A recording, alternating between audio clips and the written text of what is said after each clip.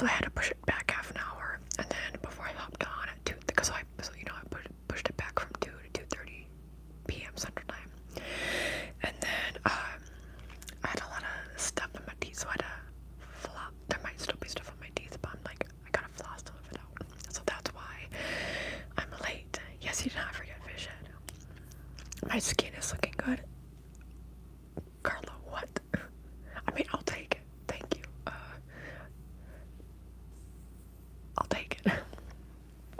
I was actually just thinking about, oh, I'm really oily. I was gonna wipe my face. I'm like, I'm already late. So we will continue on with When You Reach Me.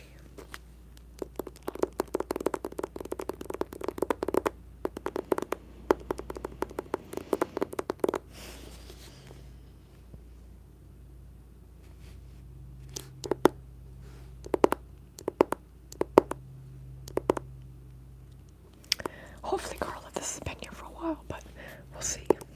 Thank you. Okay, we will get started. You can still comment as usual, but yeah. Here we go. The next chapter. Oh, also, I made lime water today, but it was bad, but I still wanted to drink it. Like, the lime was so dried out, and inside there was barely any juice. So I tried putting it into water and drinking it, but then it was so, like, you could barely taste anything, and then I'm like, I shouldn't be drinking this anyway. But I had more than half of it. So then I tried making strawberry water, and that doesn't taste good. Like, I have frozen strawberries, so I put some frozen strawberries in the water. Yeah, it just doesn't taste the best. So maybe I'll cheer myself up from the failures of today to go and get ice cream.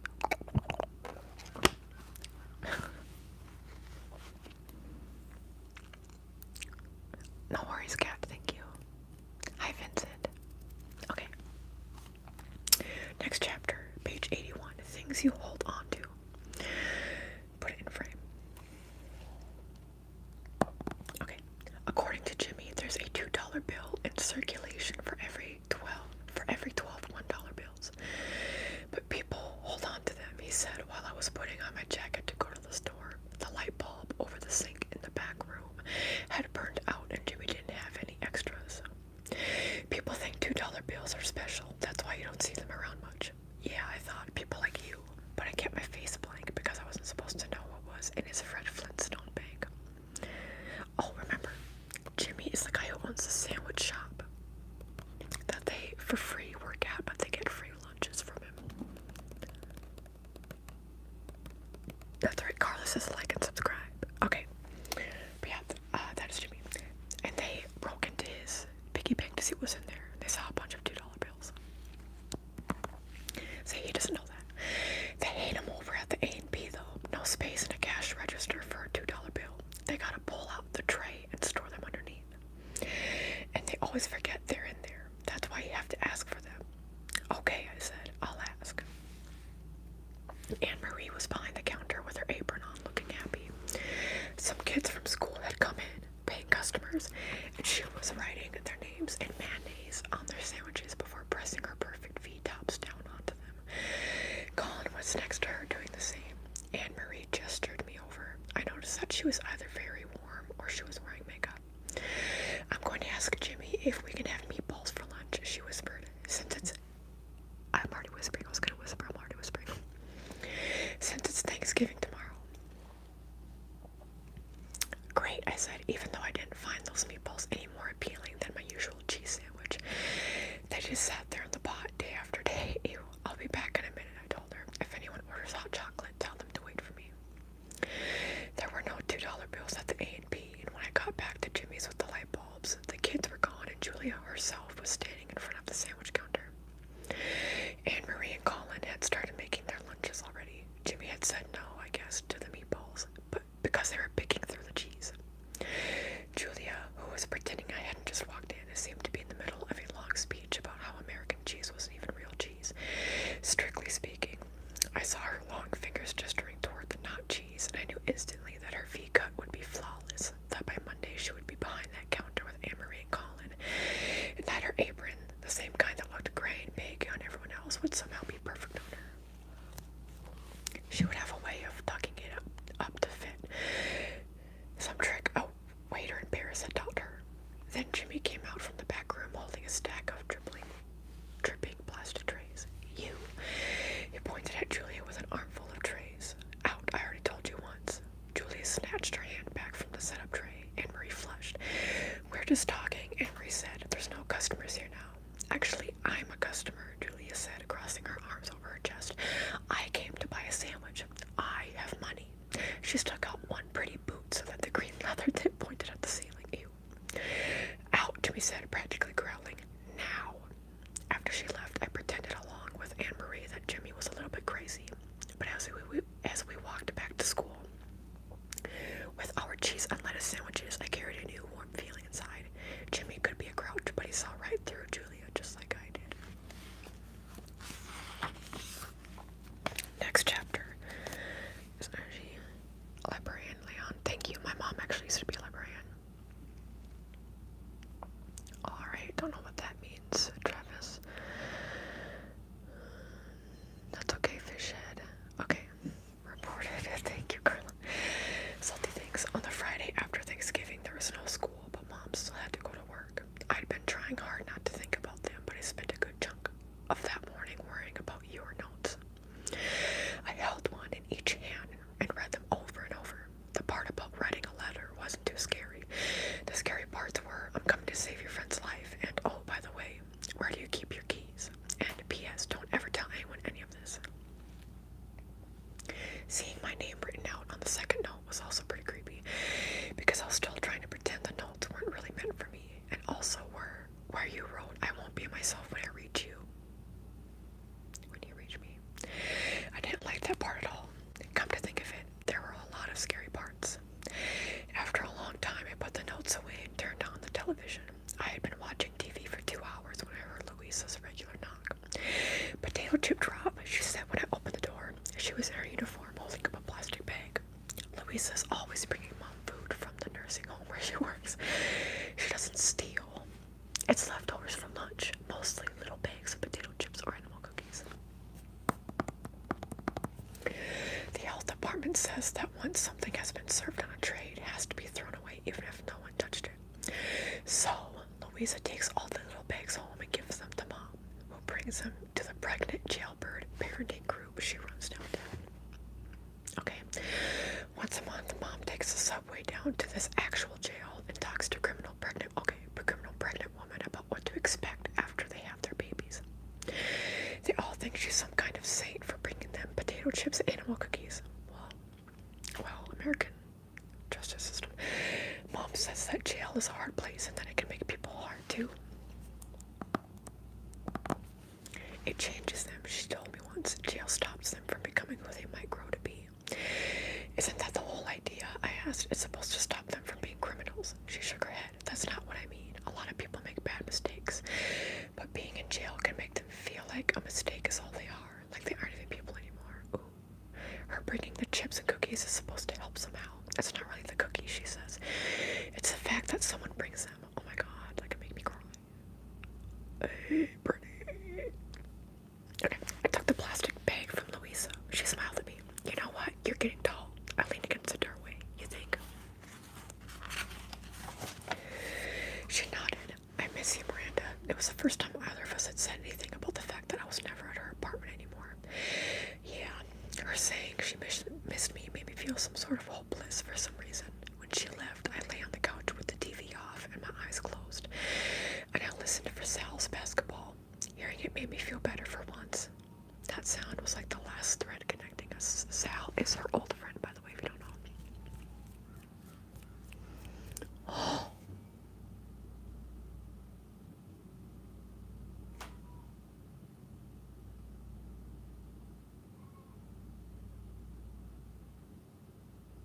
Oh.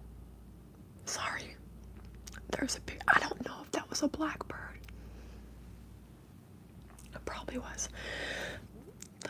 The big birds like to go directly on top of, specifically where me and my mom live, directly above where we live.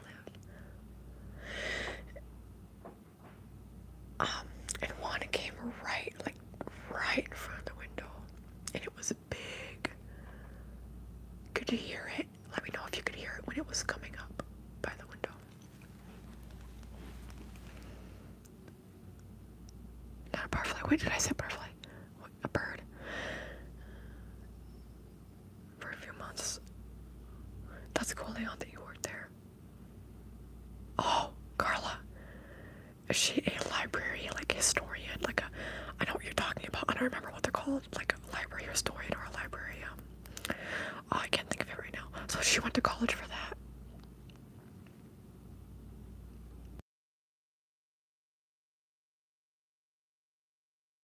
Thank you, Jace. It's okay. I'll keep reading. I'll keep reading, Kat. I was gonna say, Sal is her ex-best friend who lives in the same apartment building, and the person she was talking to was Sal's mom. Okay. Mom didn't talk much at dinner that night. She was still in her work clothes, a denim skirt, and a t-shirt with a picture of a coffee cup on it, and the words, "Get your own" underneath. Love that. Richard had brought strawberries over for dessert. Strawberries are dessert. Okay. Darn it. Mom threw down a strawberry. SSOs again. I bet the grapes are delicious. I gave her a fake smile. Don't start, Miranda. I had a lousy day. You did. Richard's eyebrows. Richard is the mom's partner. You did. Richard's eyebrows went up. I didn't know that. How would you know? Mom asked. You were in court all day. It isn't much to you if the copier breaks, is it? Did anyone ask you to type 3 copies of a 16-page document? Richard shrugged. But you're done now. It's over. Why let...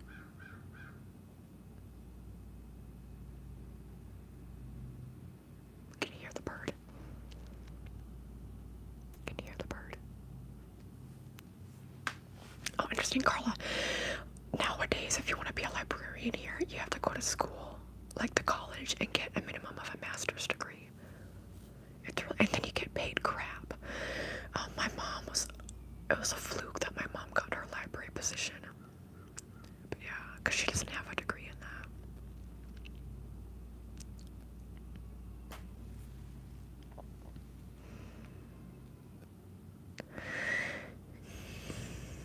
Oh, wait, what do you mean, Carla?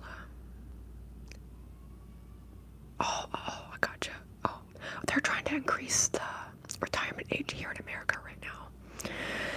So, in America though, like, hi, Vishay, if you don't have a lot of money saved up though, and you retire, you're on they're already rolling back on Medicare. So, like, usually you get put on Medicare, or like you get, you know, financial compensation each month in your retirement. Social Security, sorry.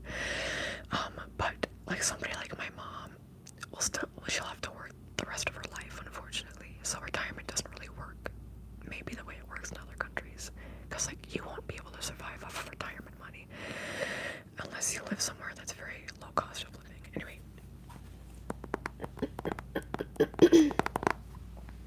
Okay. But you're done now, it's over. Why let it wreck your whole evening? Oh, stop it, Mr. Perfect.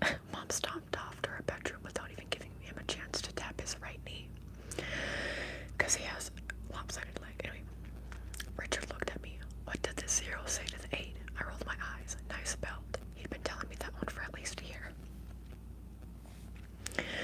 Later, Mom stacked the dishes in the sink and turned on the faucet and went to change her clothes. I stood there and watched as the greasy saucepan overflowed onto the plates underneath. The oily water reflected the light and made the whole thing look like a sparkly fountain. Sometimes I can stare at something like that for a long time. Same. Mom came back from wearing my pants and started washing the dishes. I opened my math workbook at the kitchen table. A minute later, Richard came in and said, "Didn't I leave that extra pair of work shoes here a few months ago? I know they were in the closet, but I can't find them anywhere." Mom's head snapped up. I knew it. I just knew it. We had been robbed after all.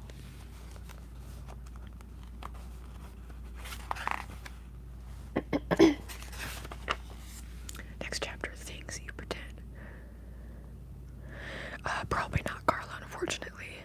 She'll just have to work. Whack. Yeah, page 88, things you pretend.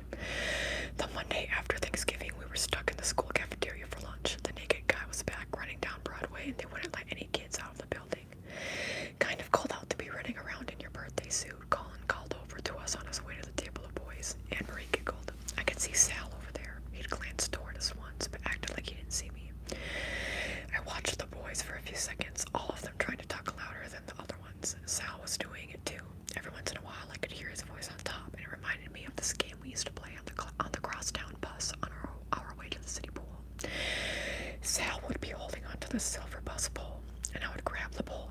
his hand.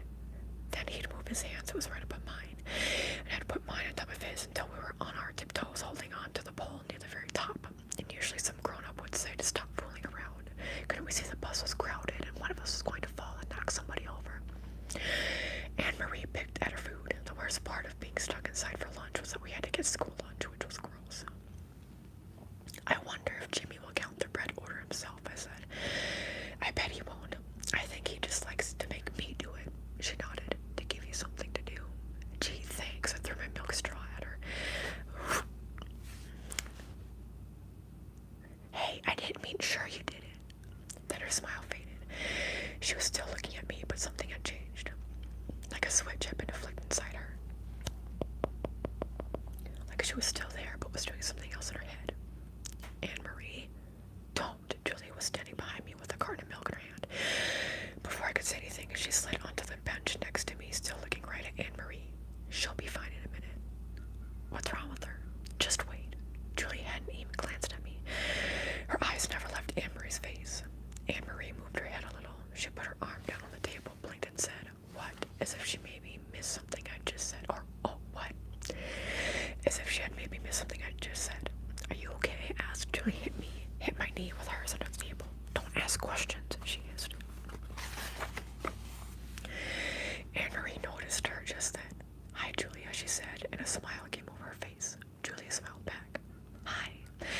Then she turned to me. Saw Miranda. How's the playground going? From Main Street, I mean. She wanted to talk about Main Street. Now, her eyes held mine. I heard your proposal was approved. Congratulations. Congratulations. Thanks. Will there be swings? How are you going to make them? It was dawning on me that Julia was showing me something, teaching me how to help Anne-Marie.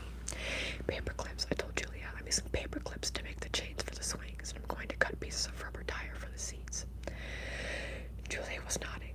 That sounds great, she said. I could almost imagine us being friends, having this conversation for real. What else? She asked. What? She looked annoyed.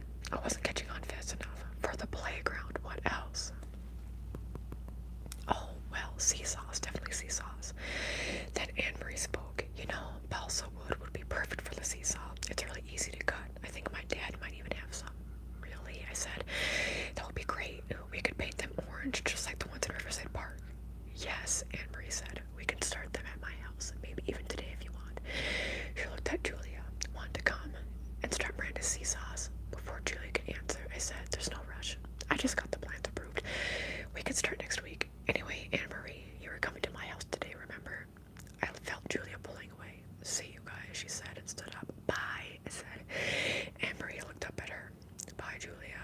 A few minutes later, the PA system crackled to life, and Anne-Marie was called to the nurse's office. Anne-Marie shrugged, smiled, and walked away, saying, see you in a minute. But she didn't come back.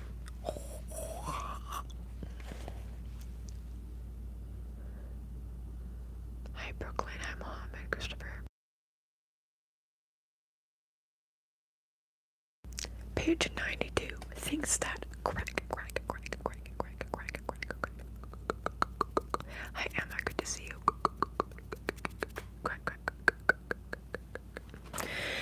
Things that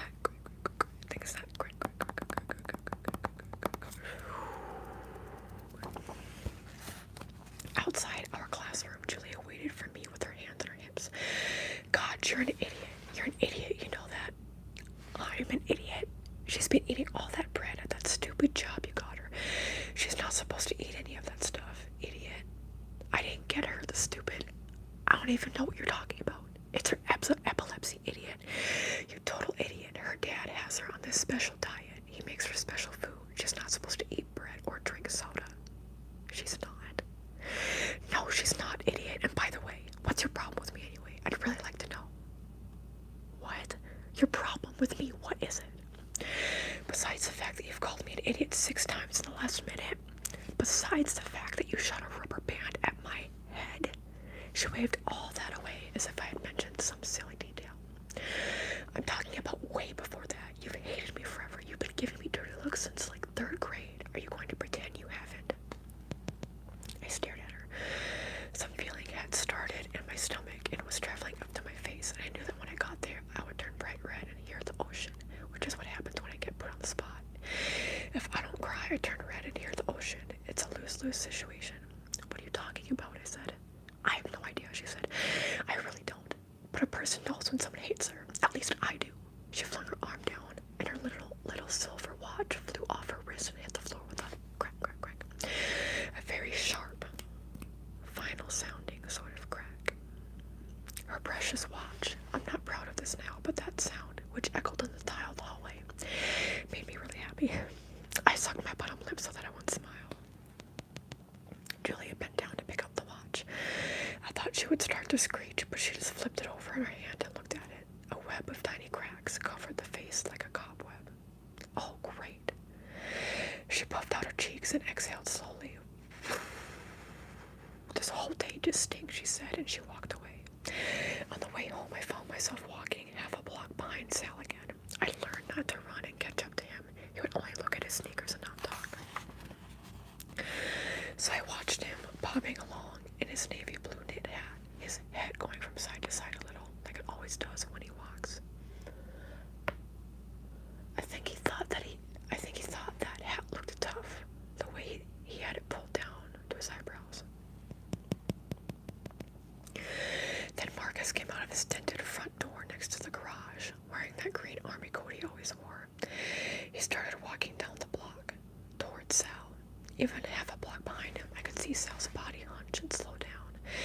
I knew what he was doing. He was looking for a way out. Should he pretend he needed to cross the street all of a sudden? That he had just remembered something he needed to buy at Bell's, which is the supermarket. But it was a little late for that. Marcus was almost in front of him. I could have called out to Sal at that moment. It would have been easy. He would have had an excuse to turn around and start walking away from Marcus, and then Marcus might have stopped to talk to me for a minute, and Sal would have seen that it was all okay. He could have dropped his fear of Marcus right then and there. I've thought about this a lot because I realize it would have changed everything that happened later. Instead, I watched, and what Sal did was squat down and pretended to tie his shoe. It was a plea for mercy. Dropping to tie your shoe was an I can't fight, I can't run. I bow down before you sort of a move. Plus, just in case some hitting did occur, it protected important body parts. I kept walking while Sal crouched there on the sidewalk, and Marcus walked right by without even noticing him, and then Marcus walked right by me. That's 5013 I am reading today. Oh, Axel, my cat, is right there. So he is asleep. He is asleep.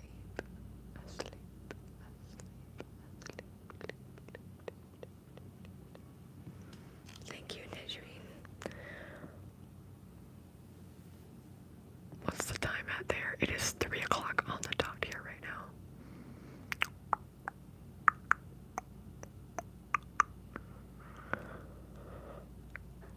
I don't.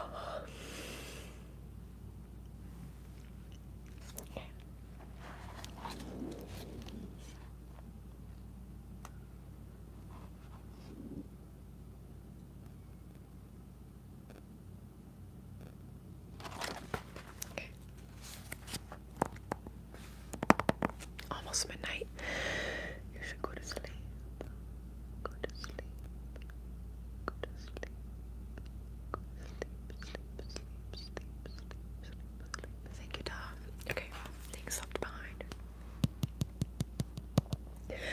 Guess what? Anne-Marie said when I called her at home that night to see if she was okay, someone left the rolls on our doormat. For you. I don't know, maybe. Of course it was for her. Who else would it be for? Was there anything with it? A card? No, just the rose.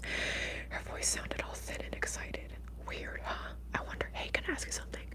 Are you not supposed to eat bread? She was quiet. It's not a big deal. Just that Julia said no. She interrupted. It is sort of a big deal. I should have told you. I have epilepsy. Oh. And I'm not supposed to eat bread or starches. It's this crazy diet my dad read about. But it actually works. I'm usually fine. People don't even really know I have it because for years I've hardly had any seizures at all. Is that what happened today?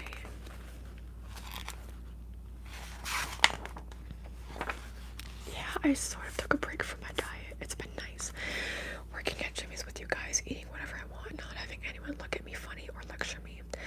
Someone had lectured her though. Julia had. You can still work at Jimmy's, I said, just don't eat his crummy food. She laughed. I know.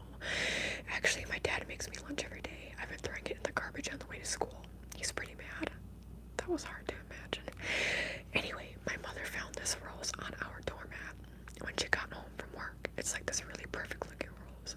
Weird, huh? I let her talk about it a little more, about who might have left it and why. I knew she wanted me to say that Colin probably did it, but I just couldn't make myself say the words. Next chapter, the third note, page 97. Daphne. Are you saying I look like Daphne? I don't see it, but I actually think, yo, growing up, I always thought Velma was the hotter one. I'm not even joking. Let's just say I'm a mix of, actually, you know what? That's really weird for me to say, because I was also just going to say Velma reminds me of my mom, so I probably shouldn't say that. Freud, if you're listening, I don't mean it like that.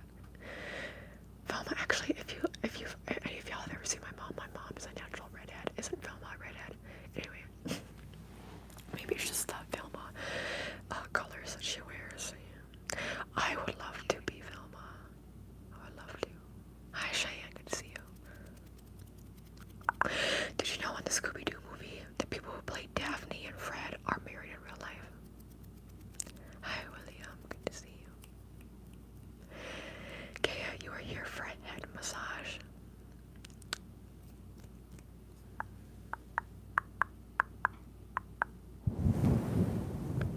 I'm reading today, but for the next 20 minutes I'll rub on the mic. This one actually almost won today for the poll, for my members only poll, deciding what the live stream would be. It was tied between reading you to sleep and the other one was tongue clicking and mic rubbing.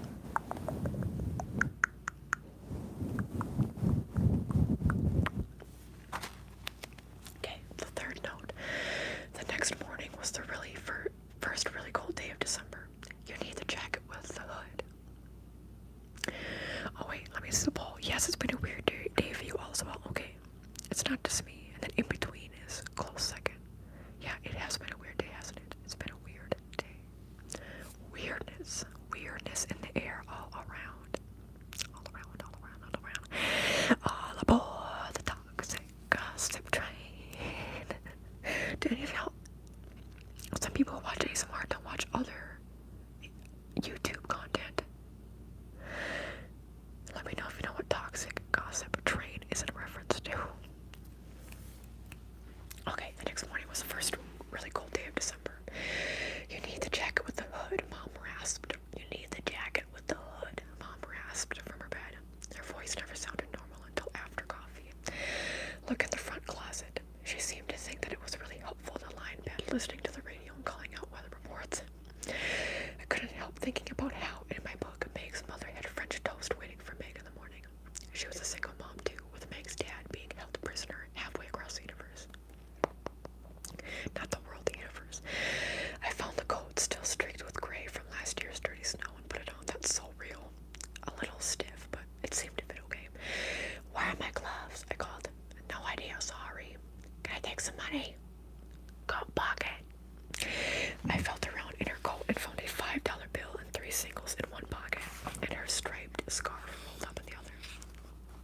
I grabbed the singles and the scarf. Bye. The laughing man was still asleep with his head under the mailbox. He had found some cardboard to put underneath him. Still, he must have been freezing. Some mornings I'd seen kids banging on the mailbox and yelling, "Wake up, kicker." I hope no one would do that today. Oh, I hate people. I watched my breath billowing in front of me. That's me, Brittney speaking. Okay. I watched my breath billowing in front of me and Race walked towards school. The sun was out, but had no warmth yet. I shoved my hands in my pockets and felt a bunch of old tissues. Yuck. And the $3 and something else, a little piece of paper folded in half. I pulled it out.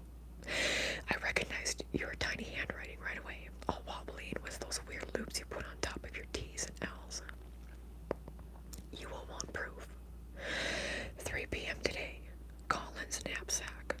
Christmas Day. Tessa well. April 27th. Studio TV 15. P.S. Yawns do serve a purpose. They cool the brain by bringing air high into the nasal passage, which has the effect of increasing alertness.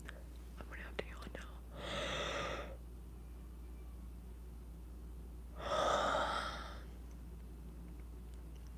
Okay. Don't forget to like and subscribe. That's right, cat. Like and subscribe.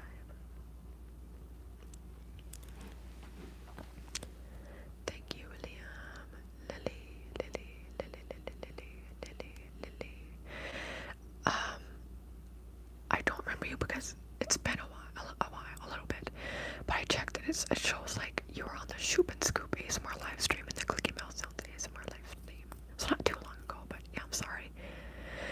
Hi. You're welcome, Blob. Love you, Carla. Hi, Felice. Okay. The note was on the same dried up paper as the first two. 3 p.m. today, Colin's knapsack. I had absolutely no idea what that could mean or how you knew Colin. Sorry, y'all, my card is acting up today.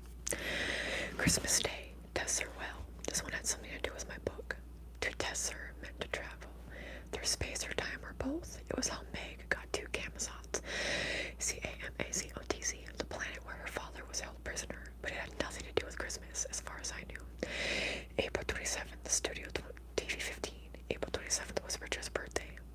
But of course, back in December, I had never heard of Studio TV15, since Mom didn't get her postcard from the $20,000 pyramid until a couple of weeks ago. I think it was the PS that freaked me out most. I thought of the day Sal got punched when I had carried my Mysteries of Science poster home. I read the note over and over until my hands were frozen and I was forced to put them back in my pockets. It made no sense. The only thing it really helped me understand was that you were watching me, and I had no idea who you were or what you wanted. I was almost to the garage when Marcus came out of his door right in front of me. He had on his regular green army jacket, but he was wearing gloves and had a hat pulled down over his ears. I was expecting him to ignore me like he always did, but instead he waved and started walking along next to me. Page 100, things that make no sense. Things that make no sense. Come on, Nick. Ah, that's the way I wanted to crack though. Okay, I should better not, or else I'm gonna overdo it. Y'all, at the chiropractor's office that I used to go to before I moved here after my concussion, I found on it was a recent review at the time I had checked. It was like just after I had stopped going there, because it was making me worse, but because I was moving. But there was a recent review saying that somebody had become paralyzed by the person I specifically went to. I'm like, crack, and then they became paralyzed forever. Like they couldn't walk anymore. I'm like, oh my god. Thankfully that's not me anyway. Things that make no sense. Marcus and I got to Broadway without even saying anything. I was thinking, I thought I have a question for you, I said finally.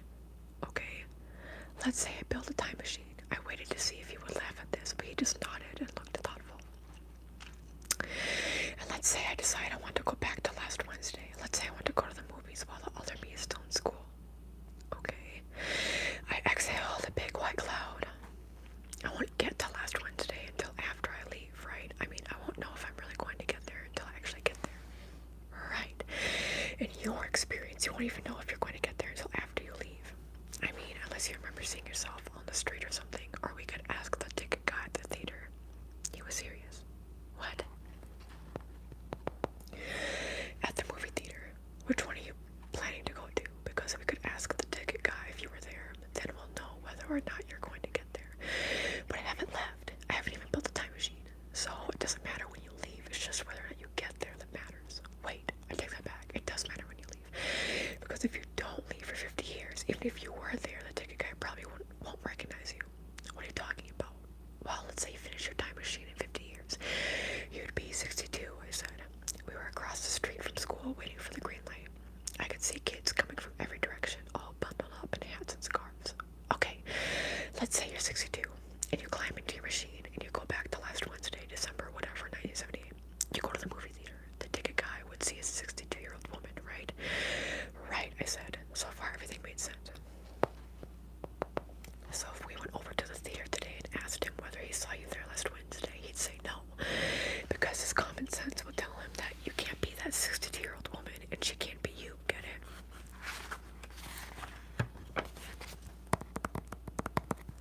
I shook my head. If we asked today, he couldn't have seen me anyway. I wouldn't have been there yet, because I haven't gone back yet. Duh, said a voice behind us. It's really not all that complicated. I whirled around and saw Julia in a long coat. She was standing right behind us waiting for the light.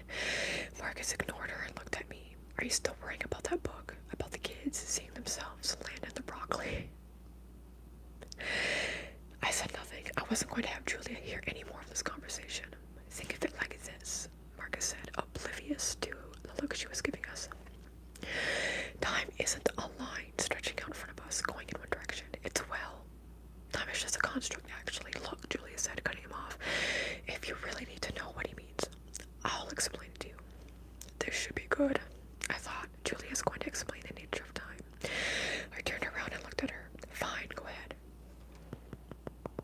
She pulled off one of her gloves. They were these beautiful, fuzzy, pale yellow gloves, and she yanked a ring from her finger. I think of it like this, she said, holding up the ring. It was gold. It studded all the way around with all those diamonds. I said, diamond chips. She shrugged. Look, it's like every moment in time is a diamond sitting on this ring. Pretend the ring is really big with diamonds all around, and each diamond is one moment. Got it? Marcus was silent, just looking at her. I laughed. Time is a diamond ring, I said. That explains everything. Thanks. Would you shut up and listen? If you figured out a way to bring yourself to another time, probably through some sort of teleportation, you'd be somehow recreating your atoms, really. Not physically moving them, I'm guessing. That would be tricky. Can we not worry about that part right now? I said, I'm freezing. We were still standing across the street from school, even though the light had changed once already and then gone back to red. Okay, put it this way. We're kind of jumping from diamond to diamond, like in cartoons of string theory, which I believe in like multiple dimensions. Anyway, multiple realities. Okay, put it this way. We're kind of jumping from diamond to diamond, like in cartoons where someone is running on a barrel, trying to stay on top. We have to keep moving. There's no choice. Now we're in a cartoon on a barrel. She sighed and shook her head. Okay, forget that. Let's stick with the ring. She held it up again. Let's say we're here. She put her fingernail on one diamond chip, and we figure out a way to jump all the way back to here. She pointed to another one a few chips away. It wouldn't matter where we came from.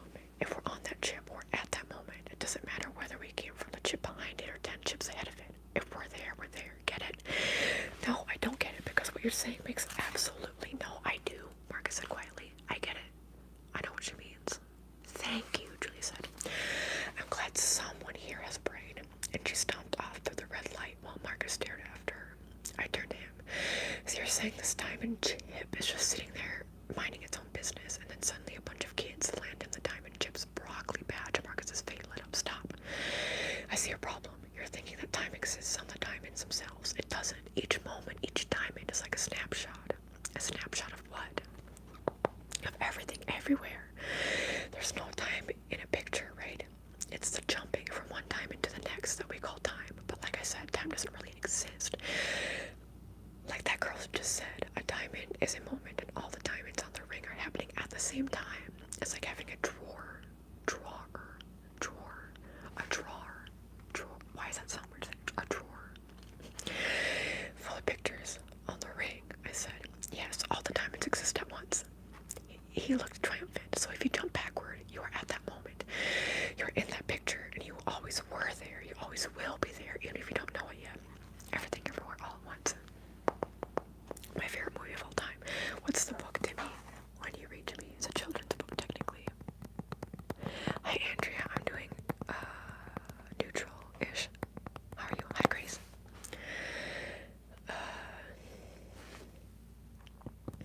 Because he will be there even if you don't know yet. I didn't understand a word of it, and I couldn't feel my feet. Forget it. I said the whole thing is making me crazy. He nodded like he felt sorry for me and my stupid brain. I think that's probably because of your common sense. You can't accept the idea of arriving before you leave. The idea that every moment is happening at the same time. That it's us who are moving. Enough was enough. I cut him off. Why did you hit Sal? I asked. Who? He looked completely mystified. As if I had just changed the subject from something very normal to something completely insane instead of the other way around. My friend Sal, you punched him in the stomach for no reason in front of the garage, and then you hit him in the face. He nodded. Yes, he said, that's right. But no, there was a reason. That's a bull. I know he never did a thing to hurt you.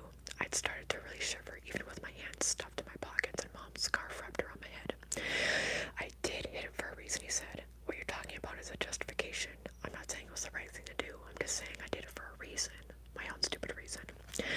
I stared at him. So what was the reason? He looked down and shrugged. Same reason I do most things. I wanted to see what would happen. What do you mean, what would happen?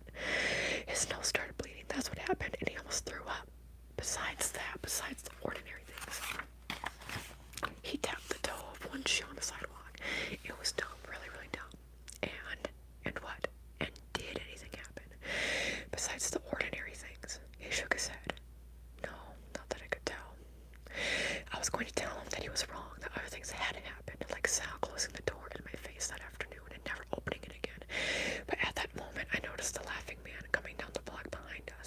never seen him near school before. He was bent forward, mumbling and watching his feet, with his eyes on the garbage can right next to Marcus. The laughing man didn't notice us standing there until he was practically on top of Marcus. When he finally looked up, he cursed, twisted away, and took off in the other direction, sprinting like he was running a race. We watched him rush all the way back to Broadway and disappear around the corner. That was weird, I said. Yeah, Marcus agreed, and it's the second time it's happened. Page 107. That's so great because I'm like, oh my god. I'm so sorry, Andrew. Did you go to, like, the hospital or something? Did you go to the doctor? Urgent care? Pronouns / thank you for asking. My pronouns are she, they. Thank you. People do not normally ask, but I appreciate that. She, they, she, they, she, they, she, they, she, they, she, they, she, they, she, they, she, they, she, they, she, they. What did they tell you to do? Just to ice it or something? What did they tell you to do, Andrea? Okay, the first proof. What did I tell you? Jimmy said at lunch that same day, happily slapping the counter with both hands. They never think you'll actually count the bread. Never in a million years would they think he'd count. The bread order had come up 2 rolls short. I'd counted it twice to make sure. Jimmy swaggered over to the phone with a huge smile on his face. You just made my day, Colin whispered. Maybe his day. He made his day, Colin whispered. Maybe it's all week. He was folding slices of ham and laying them out neatly on little squares of waxed paper. I watched Colin's fingers as they picked up each piece of ham. He didn't just smack them in half like I saw Jimmy do. Colin sort of bent each slice into a pretty fan shape. Once I started watching, I couldn't stop. It was hypnotizing somehow. I talked to Anne-Marie last night. I said, I think she's coming back to school tomorrow. Colin nodded. Good. It was hard to imagine him sneaking around and leaving a rose on anyone's doormat, but I guess boys will surprise you sometimes. Hey, he said suddenly, you know what? I'm sick of cheese and lettuce sandwiches. He glanced guiltily at Jimmy, who was still on the phone talking about his missing rolls. Want to go get a slice of pizza? We acted like everything was normal, making our sandwiches and wrapping them up like we planned to eat them at school, and then we ran to the pizza place down the block. It was crazy, but we felt like we were doing something wrong. We rushed back to school, stuffing pizza into our mouths and crouching down low when we passed Jimmy's window so he couldn't see us. Somehow, we became so completely hysterical that we were still having what Mom calls fits of helpless laughter when we got to school. We must have sort of burst into the classroom because everyone looked up from their silent reading to stare at us. Julia rolled her eyes. You're late again, Mr. Tompkins said, and then the whole feeling dissolved and we went to find our books. I liked silent reading time. Did y'all ever do silent reading time? Kodak, I'm funny. Why would I do? Okay. I sat with my book open on my desk, thinking about the note in my coat pocket. 3 p.m. today, Colin's knapsack. Your first proof. I had to get a look inside Colin's bag to find whatever would or wouldn't be waiting for me. At 3 on the dot, I went to the coat closet and grabbed my knapsack to go home. Collins was just a few hooks away. I could hear him talking to Jay Stringer in the back of the room, near Main Street. Julia was standing with them, trying again to convince Jay about her stupid tinfoil UFO and how it was going to fly up and down the street on a stupid invisible wire. She still hadn't gotten her project approved. Up and down the street on a stupid invisible wire. Interesting. I reached over and unzipped Colin's bag. There was his denim-covered binder stuffed with falling-out papers, a paperback, and the cheese sandwich he hadn't eaten at lunch, soaking through his paper and smelling like pickles. Nothing unusual. I felt around the bottom of the bag and touched some keys on a ring resting in a pile of dirt or maybe crushed leaves. I tipped the bag toward the light and saw that it wasn't a pile of dirt. It was a pile of crumbs. Breadcrumbs.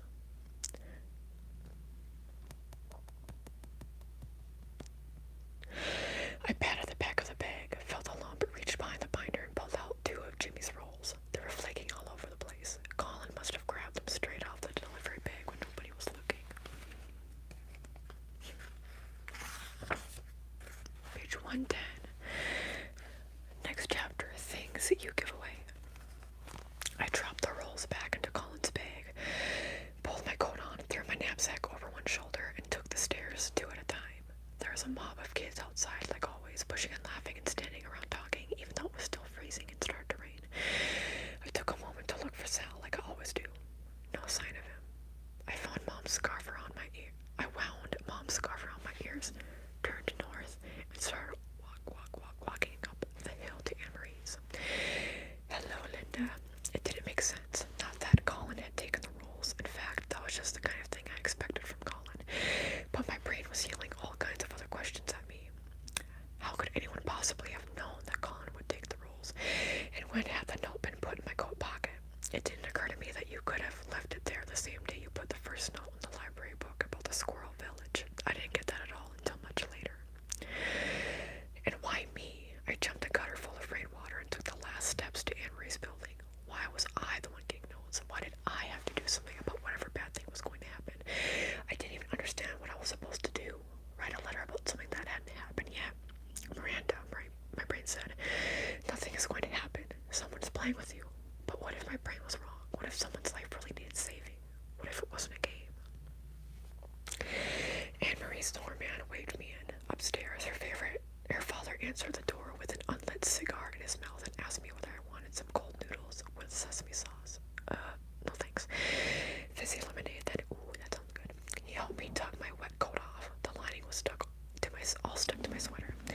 So I walked into Anne-Marie's room, balancing my lemonade and an ice water for her, along with a dish of almonds that her father had somehow warmed up. Warm almonds sounds kind of yuck, but in reality they taste pretty good. Anne-Marie was still in her nightgown, but she looked normal. My dad won't stop feeding me, she said, taking a handful of nuts, and he won't let me get dressed. He says pajamas are good for the soul. Isn't that so dumb? I sat on the edge of her bed. Is that the rose? It was on her bedside table in a tiny silver vase, just the kind of thing they would have at Anne-Marie's house. She nodded and looked at it. The rose was perfect, just opening like a picture in a magazine. I tried to draw it, Anne-Marie said. She held out a little spiral pad of heavy white paper. She'd sketched the rose in a dark pencil over and over. Wow, I said, I didn't know you could draw like that. She flipped the pad closed. Okay. My dad shows me tricks sometimes. There are a lot of tricks to drawing. I can show you. But I knew I could never draw like that, for the same reason I couldn't do Jimmy's V-cut or get my Main Street diagrams to look good the same. Hey, I said, maybe your dad left you the rose. Maybe. She frowned and I felt a little piece of myself lighting up. He says he didn't, though. But it would explain how the person got upstairs, why the doorman didn't buzz you. I could feel my lips making a smile. Your dad is so nice. It has to be him. I was miserable sitting on the edge of her bed in that puddle of meanness, but I couldn't help it. I didn't want Anne-Marie's rose to be from Colin. Maybe I couldn't stand for her to have so many people. And to be able to draw and cut bread on top of that. Maybe I wanted Colin for myself. Anne-Marie's dad stuck his head through the doorway. Anybody need a refill? No thanks, I said, even though my glass was empty and my back teeth were packed with chewed nuts. I have to go. Stay for 5 more minutes, he said. I'll put your coat in the dryer. So I had to sit there thirsty, and then I had to put on my dry, warm, but still dirty coat and take the elevator down to Anne-Marie's lobby, where the lamps glowed yellow and the doorman remembered my name. It had stopped raining. It was too cold for the boys to hang around in front of the garage. There was hardly anyone out in the street at all. The light in Belle's window looked friendly in the late afternoon gloom, and I thought of going in. I had been telling Belle the story of my book, a little bit here and a little bit there. I told her how Meg helps her father escape, and I described the first battle with it, which is this giant evil brain that wants to control everyone. I knew Belle would give me some vitamin C's and maybe a paper cup of hot chocolate, but it was getting late and I didn't want to have to walk down our block in the complete dark, so I decided to keep going. At first I thought the laughing man wasn't on the corner, but then I saw him sitting on the wet curb, leaning against the mailbox and just watching me walk toward him. For 1 second there was something familiar about him, and I noticed for the first time how old he looked. I thought about what Louisa had said about how old people can't get enough heat. Maybe I felt sorry for him. Maybe he reminded me of Mr. Nunzi from upstairs, or maybe I wanted to do something good to make up for being kind of a jerk to Anne-Marie, even if she didn't really know it. Anyway, I spoke to him. Hey, I said, opening my bag, you want a sandwich? I still had the cheese sandwich I hadn't eaten at lunch. I held it out. It's cheese and Is it on a hard roll? He sounded tired. I can't eat hard bread. Bad teeth. It isn't hard, I said. It was one of my best V cuts ever. Probably a little soggy now, with the juice from the tomato soaking into the bread all afternoon. He reached up with one hand, and I put the sandwich in it.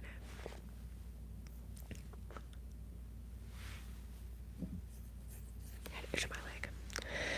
What was the burn scale today? He asked. I'm not sure, I said, pretending I knew what he was talking about. I didn't have a chance to, check. Rain is no protection, he said, looking at the sandwich in his hand. They should have had the dome up.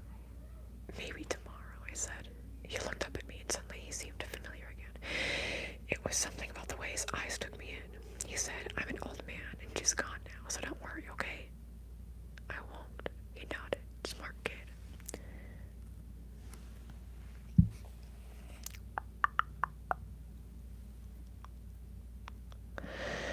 Elijah Thornberry. I don't remember who that. Oh, wait, from the Thornberries. That show, right? Anyway. Things that get stuck. Guess what? I said to Mom when she got home. The laughing man isn't completely crazy. He's kind of a CSP. A CSP. A crazy shit person. Don't say crazy shit person. And what are you talking about? I gave him a sandwich today. He was sort of normal about it. Almost. You gave him a sandwich. It was a leftover from Jimmy's. Myra, why in the world would you give the laughing man a sandwich? What's wrong with that? I thought you would like it. You thought I would like the fact that you struck up a relationship with a mentally ill person. What relationship? I just gave him a sandwich. We've talked about this, Miranda. I thought you knew how to handle yourself. It's the only reason I let you walk around alone. I just gave a sandwich to a homeless guy. Houseless. You're the one who works for criminals and hangs around with pregnant jailbirds. Not everyone accused of a crime is a criminal, you know. And besides, I'm not 12. I pointed at her sweatshirt, which had a rainbow on it. While you dress like you're 12. I could feel the tears starting, so I grabbed 2 bags of the chips Louise had brought over, went to my room and slammed the door. A few minutes later, she knocked and came in. I'm sorry, you did a nice thing. I shouldn't have blown up at you like that. Why did you then? She sat down on the bed next to me. I don't know, I guess it made me nuts thinking you were putting yourself in danger. I like to tell myself that you're always safe, but there's no such thing really, is there? I do trust you, Myra. I want you to know that. I don't want to make any more mistakes. I don't think I can bear to make one more single mistake. What are you talking about? What mistakes? She laughed. Are you kidding? Where should I start? I've made about a million mistakes. Luckily you outweigh almost all of them. Almost all of them. Like how many? She smiled. I don't know. 999,000. So that just leaves, what, 1,000 to go. Richard wants to move in. She said flatly, he wants us to get married. And my brain said, he does. Then I got this feeling of lightness. I was happy. That's great, I told Mom. You think so? She smiled for a second and then her mouth dropped. I don't know, I just can't. I can't figure out if it's the right thing. Don't you love him? Of course I do. I don't know if it's the right thing for you, I mean. Is that why you won't give him a key? Because of me? She shook her head slowly. I don't know, I just feel stuck, like I'm afraid to take any steps in case they're the wrong ones. I need a little more time to think. She stood up. The water's probably boiling by now. Spaghetti in 10 minutes. Spaghetti again. We were kind of stuck, I realized, in a lot of ways.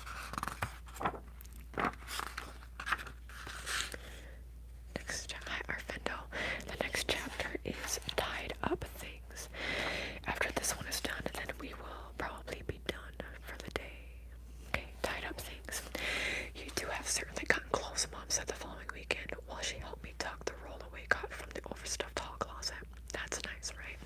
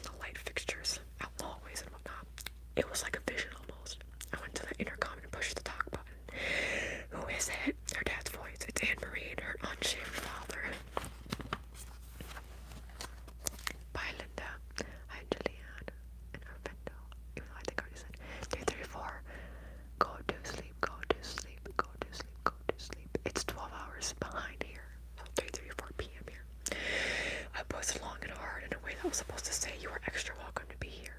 Also, the lobby door is so heavy, I wanted to give them time to get it open. Mom came and stood next to me by the front door, saying nothing and running her fingers through her hair. She was wearing jeans and had changed her t-shirt for a black turtleneck sweater. It was at that moment, standing next to her, that I figured out the truth. The truth was that Mom saw it too.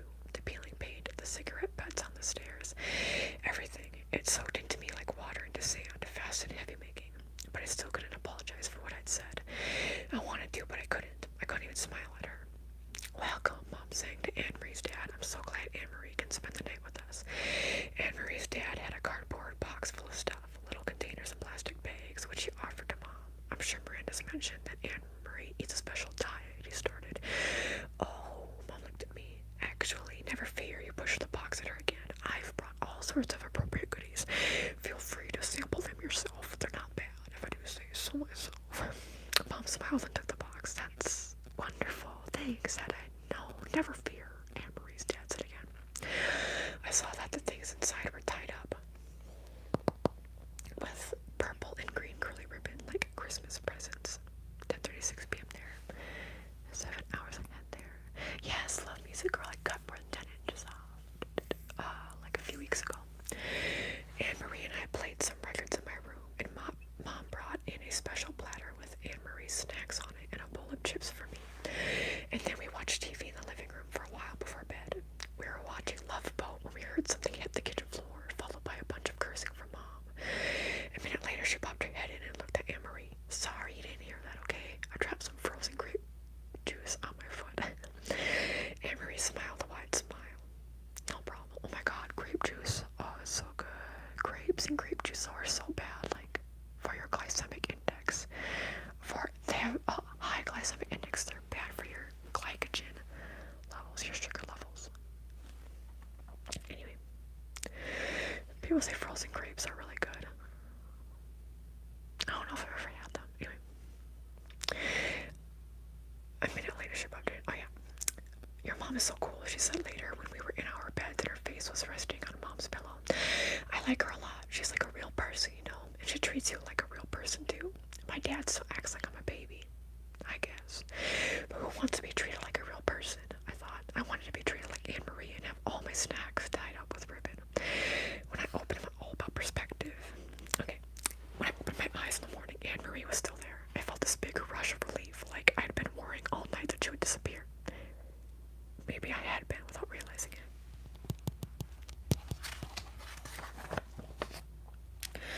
Thank God you're awake, she said, her head propped up on one arm. I've been poking you for 20 minutes. You sleep like the dead. What time is it? I asked, throwing off my blanket. Time to eat, she said. I'm starved. Can you eat cereal? I asked. All I know how to make is cereal and toast. Nope, she said. I can't eat either one. I got my eggs. We went to the kitchen to check. Good morning. Mom was standing in front of the stove making bacon. Anne-Marie, I called your dad last night and he told me that you have a thing for bacon omelets. Yum, Anne-Marie said.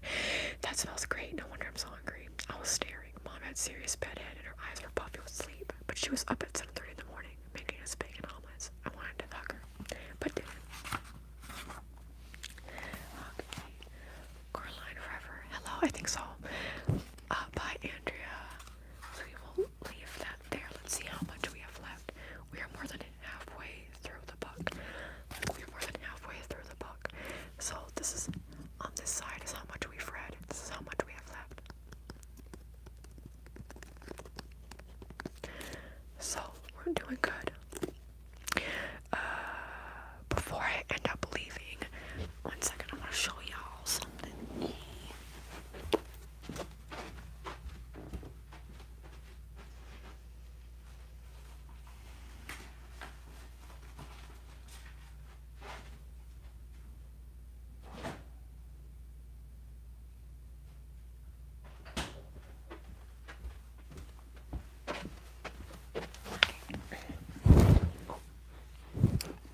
See, this is, I took the strawberries out because I had them with lunch, but there's still some water left and it has some strawberry remnants in there.